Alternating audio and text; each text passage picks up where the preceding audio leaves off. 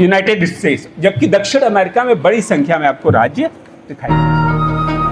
तो उन लोगों ने, मैं जो वहां से ये कनेक्ट करूं कि 17-18वीं शताब्दी में अमेरिकी लोगों ने ब्रिटिश लोग, जहां जो खुद उनके वंशज थे, उन्हीं के वो लोग वंशज थे, लेकिन जब अमेरिका में पैदा हुए तीसरी, चौथी, 10वीं पीढ़ी को, तो ये लगा कि ये यूरोपीय लोग हमारा शोषण करते हैं। और अमेरिका के यूरोपीय लोगों के वंशजों ने ही अमेरिका में स्वाधीनता संग्राम चला के ब्रिटेन को बाहर किया। और 1776 में ये काम हुआ। तो जिस समय यूरोप में, हम लोग कहते हैं कि अभी यूरोप में फ्रेंच रिवॉल्यूशन ने सारी दुनिया को स्वतंत्रता, समानता, भातृत्व के मूल्य दिए, तो मैं वही सोच रहा था कि अमेरिका में तो उससे पहले संविधान उन्होंने, गृह युद्ध और गृह युद्ध के बाद उन्होंने संविधान बनाने का काम कर लिया था, लगभग वही समय है। तो इतनी दूर वो सारे मूल्य उन्होंने, बहुत बड़ा कोई दस्तावेज नहीं लिखा, लेकिन मिनिमम गवर्नेंस से कैसे एक देश चलाया जाता है और बेहतर ढंग से चलाया जा रहा है, वो उसका एक उदाहरण आप अमेरिका में देख सकते हैं। हमारा संविधान बहुत बृहत है, बहुत चीजें विस्तार से लिखी हुई है। और इधर 75वीं जब वर्षगांठ हम संविधान की 75वीं जयंती मना रहे हैं, बहुत सारे खतरे भी संविधान के सामने, बहुत सारी चुनौतियां, खतरे नहीं चुनौतियां हैं, और ये देखना है, ये अभी भविष्य के गर्त में है कि कैसे हम उन चुनौतियों से क्या हम इतने ताकतवर हैं। जैसे अगर आप देखें तो लोगों को लगेगा कि 75 साल तो बहुत अच्छे से कट गए, पिछले 10 सालों में ही चुनौतियां आई हैं, 65 साल तो बहुत बढ़िया थे। तो ये 65 साल या 75 साल हमारे संविधान की सफलता के साथ, क्योंकि जब बाबा साहब ने संविधान जारी किया तो उन्होंने बहुत ही एक गूढ़ बात कही थी, बहुत लंबी चौड़ा स्टेटमेंट नहीं था। ये कहा कि हम एक और लोकतांत्रिक समाज में लोकतंत्र स्थापित करने की कोशिश इस संविधान के माध्यम से कर रहे हैं। यानी भारतीय समाज अपनी दिमागी बुनावट में एक और लोकतांत्रिक समाज है। और ये बात आप हम सभी बहुत अच्छी तरह से जरा सा अपने को अंतर्मन में झांकें तो आपको पता चल जाएगा। हमारे अंदर एक बैरोमीटर काम करता रहता है, किसको देखें तो नमस्ते करें, किसको देखें तो चरण छू लें। समाज को लोकतांत्रिक बनाने में बहुत हद तक सफलता प्राप्त की है। लेकिन इसी बीच एक और घटना हुई जिसका मैंने आपसे जिक्र किया कि 2014 में एक सरकार आई, जिस सरकार के बौद्धिक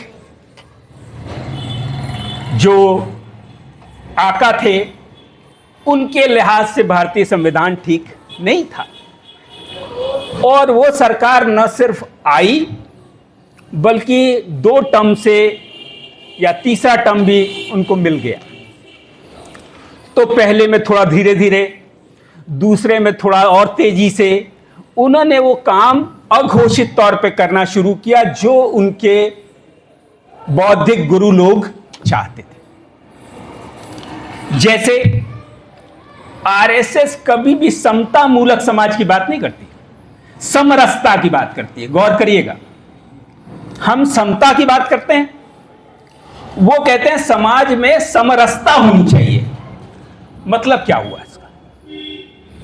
मतलब आप स्वीकार करिए कि समाज में गैर बराबरी है, लेकिन उसको आप स्वाभाविक रूप से स्वीकार करिए और इसको लेके किसी तरह के संघर्ष के रास्ते पर मत जाइए। स्त्री पुरुष में समरसता हो, इसके लिए उनके हिसाब से जरूरी है कि पुरुष के वर्चस्व को, पुरुष की श्रेष्ठता को स्त्री स्वीकार कर ले और एक समरस वातावरण में स्त्री पुरुष रहें।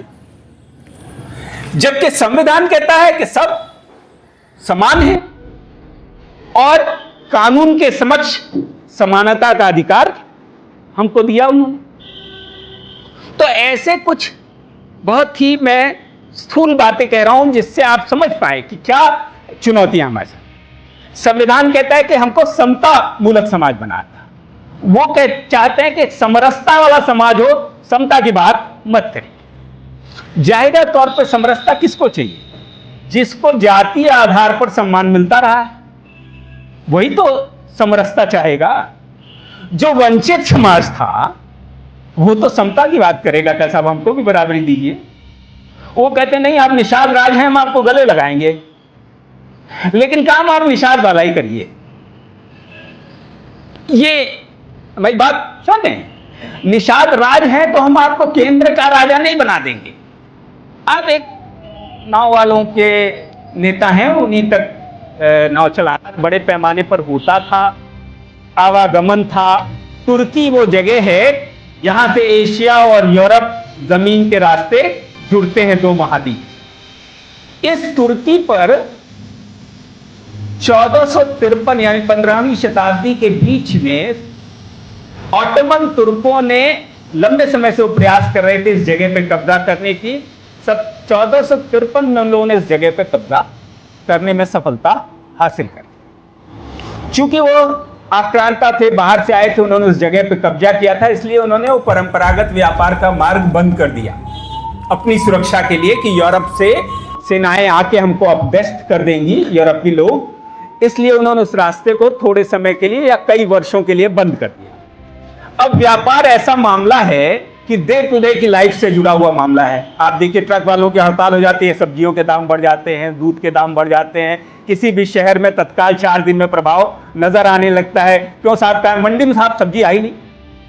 मंडी में सब्जी कहां से आती है? आसपास के क्षेत्रों से आती, ट्रक से आती, ट्रकों की हड़ताल है, नहीं आई, तुरंत आपकी जिंदगी प्रभावित हो जाती है। होता है कि नहीं होता है? सब लोग आपने देखे।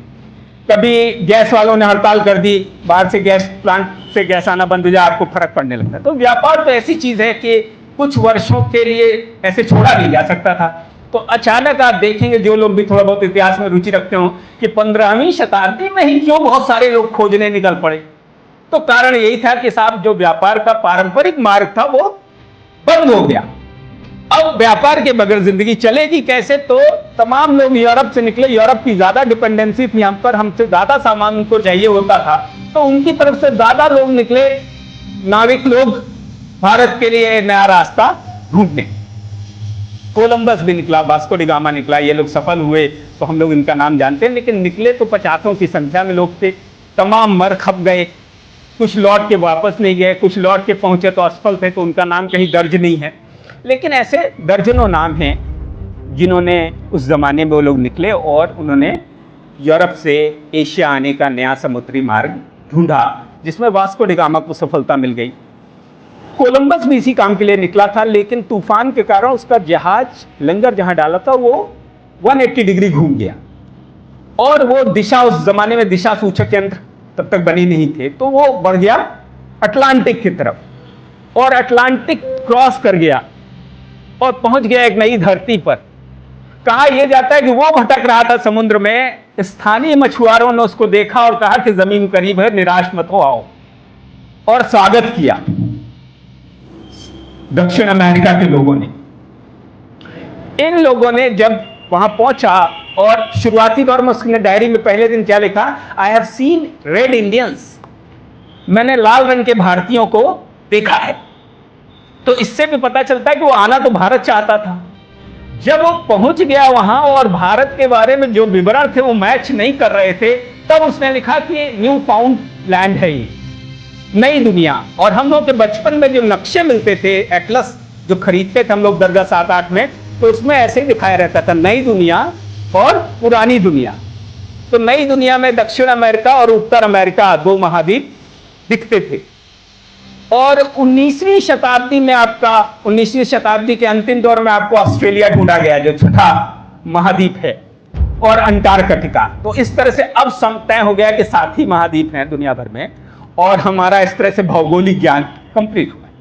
मैं फिर अपनी मूल बात की तरफ लौटूं तो उस जो ये यूरोपीय लोग गए वहां, अमेरिका पहुंच गए, और उसी समय वास्को डी गामा के माध्यम से वो भारत भी पहुंच गए, भारत के कालीकत के तत्व को पहुंच गए।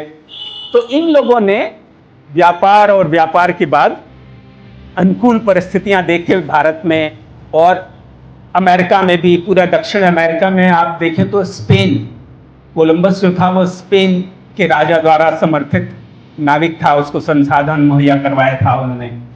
तो पूरा आप ब्राजील को छोड़ दीजिएगा दक्षिण अमेरिका में, तो पूरा दक्षिण अमेरिका ही का ऑफिशियल लैंग्वेज जो है वो स्पेनिश है। और इसीलिए अगर लैंग्वेज के बाज़ार में स्पेन तो दिवालिया देश है, लेकिन अगर भाषा के बाज़ार में देखें तो फ्रेंच के बाद का सबसे बड़ा बाज़ार अगर कोई बनता है तो स्पेनिश। सबसे ज़्यादा डिमांड अगर किसी भाषा की है फ्रेंच के बाद तो स्पेनिश की है, और अभी चाइनीज़ भी उस दौड़ में आ गए क्योंकि उनका बाज़ार बहुत बड़ा है।